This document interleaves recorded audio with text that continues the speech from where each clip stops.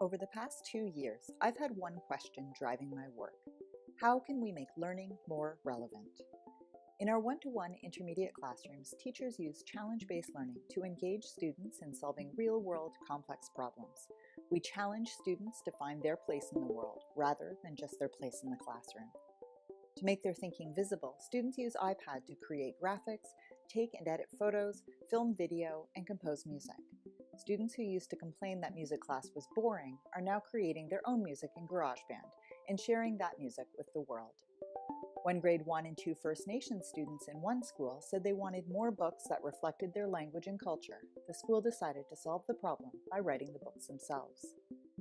Teachers and students were curious about coding and robotics. We held a STEM playground session so our teachers could play and experiment, then bring some of those materials back to their classrooms for students to try. Students especially fell in love with Dash and Dot, and an adorable army of robots has since taken over many of our classrooms. In one school, the kindergarten students became the experts and taught all the other classes from grade 1 to 8 how to use Dash and Dot. Even our youngest students can lead. As our teaching methods changed, so have our learning spaces. Teachers were looking for ways to transform their libraries into learning commons and classrooms into makerspaces, so we collaborated with a school that was well on its way to publish a multi-touch book to share their progress. We use iTunes U to deliver learning materials to teachers and students, so content is available when and where they need it.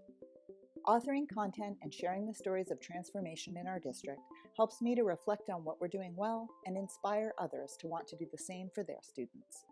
I want learning to be relevant for students and for teachers. I've made progress towards answering my question. While I know that I'll never have all the answers, I do know that being part of the Apple Distinguished Educator community is helping me figure it out.